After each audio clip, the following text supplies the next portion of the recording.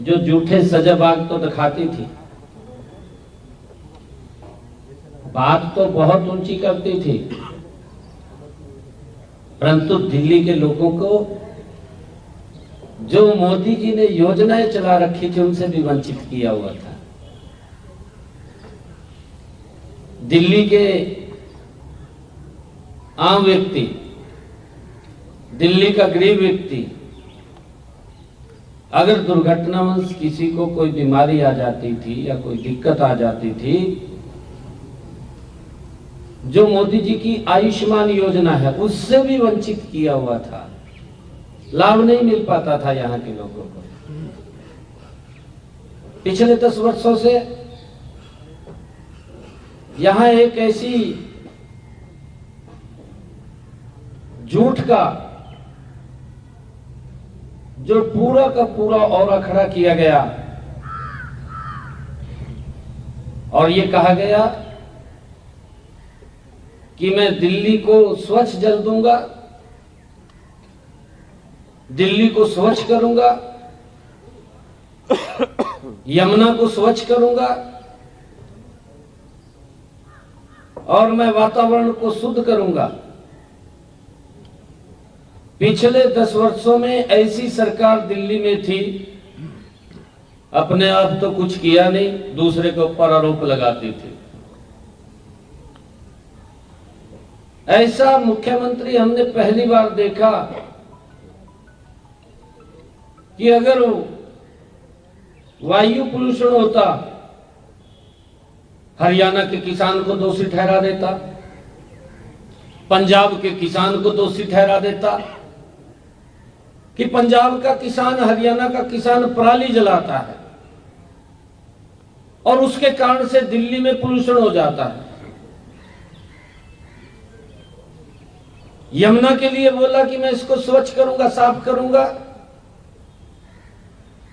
जब चुनाव आता है दिल्ली के लोगों से बोलता है कि मुझे माफ कर दीजिए, एक समय और दे दीजिए, मैं इसको स्वच्छ करूंगा।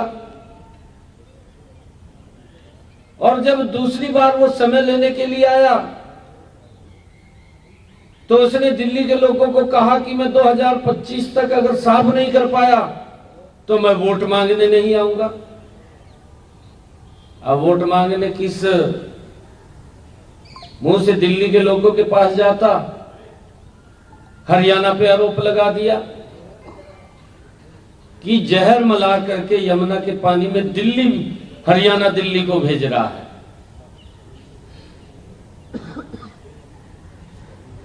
मोदी जी अगर पैसा देते,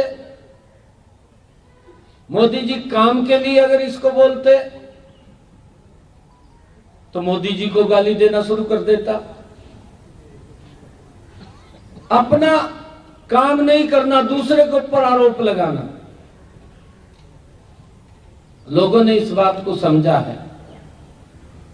दिल्ली के लोगों का हम दिल से धन्यवाद करते हैं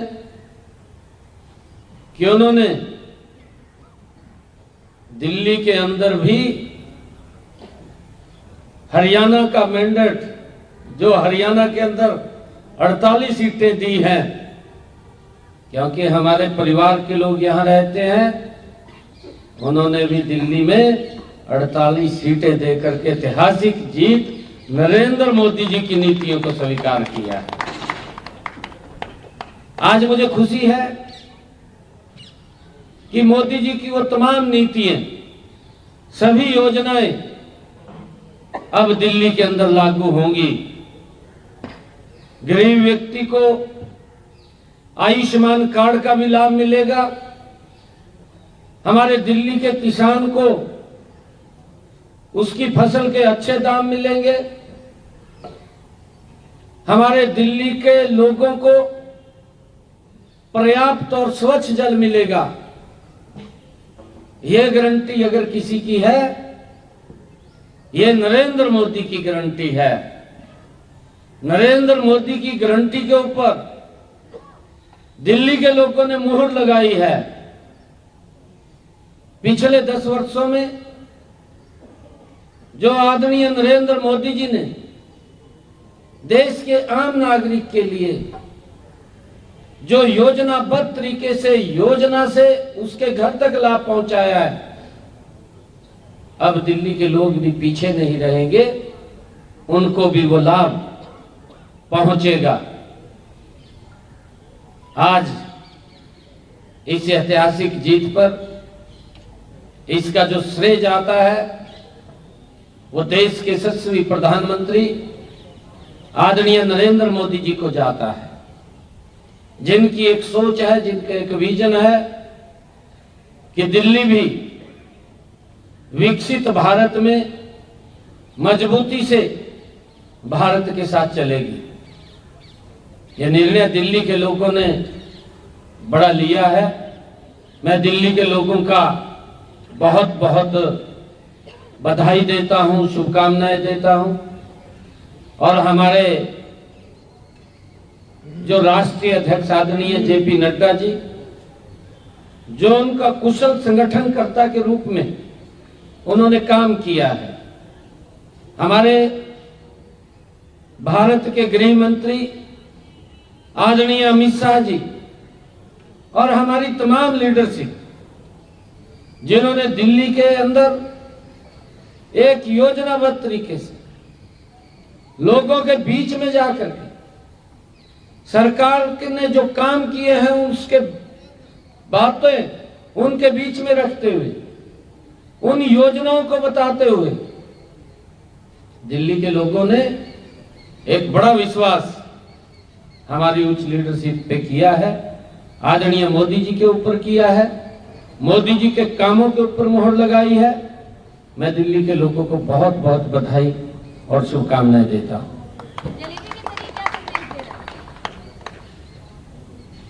देखिए, तीसरी बार दिल्ली में कांग्रेस पार्टी तो 0 पे आउट हुई है, उसकी हैट्रिक लगी है 0 पे। और जलेबी बंट रही है। हमने कहा था चुनाव के बीच में कि जैसे हरियाणा में जलेबी बंटी थी, फिर महाराष्ट्र में बंटी थी, अब दिल्ली में भी ये जलेबी बंटेगी। और जलेबी ये बंट रही है। मैं दिल्ली के अंदर चुनाव के बीच में भी एक दुकान पर जलेबी खाने के लिए गया था।